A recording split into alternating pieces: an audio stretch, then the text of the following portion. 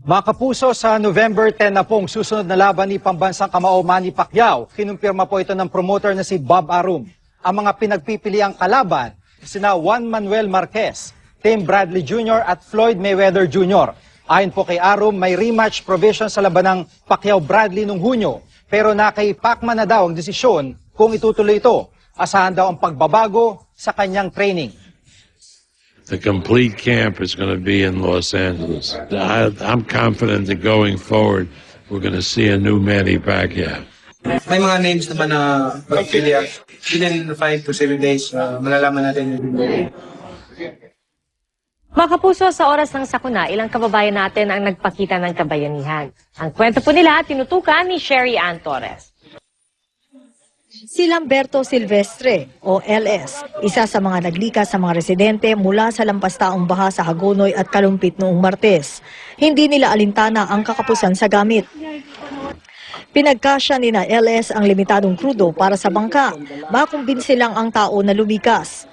Higit sa pagod at peligro, ang mas iniinda raw nila LS ay ang mga sinasabi ng tao. Gusto mo nga tumulong tapos pagdating sa huli, nasisisi ka. Sa naranasan nga nila sa evacuation center, na sinasabi nila, nagkakasakit lang sila doon.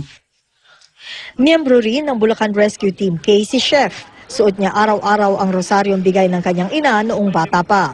Ito ang tanging nag-uugnay kay Chef sa kanyang pamilya habang tinutulungan ang mga taong di naman niya kaano-ano. Number one, siguro nakikita ko yung family ko hindi nagkakasakit, hindi nadidisgrasya.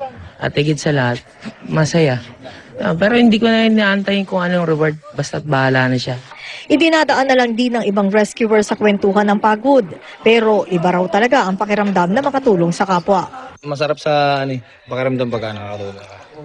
Saka pag nakakabawi ng pagod, yung mga tao na nagliligas namin, tutulungan namin. Sa mga taong tumulong sa atin sa gitna ng unos, hindi ba madali namang sabihin, salamat? Sherry Ann Torres, Nakatutok, 24 Oras. At yan po ang mga balitang aming tinutukan sa nakalipas na 24 oras. Maraming salamat sa inyong pagtitiwala. Mula sa tahanan ng katotohanan, ako po si Pia Arcangel. Ako po si Jiga Manica, dito ang GMA. Walang kinikilingan, walang pinoprotektahan. Walang kasinungalingan, serbisyong totoo lamang. At dahil hindi natutulog ang balita, Nakatutok kami 24 oras.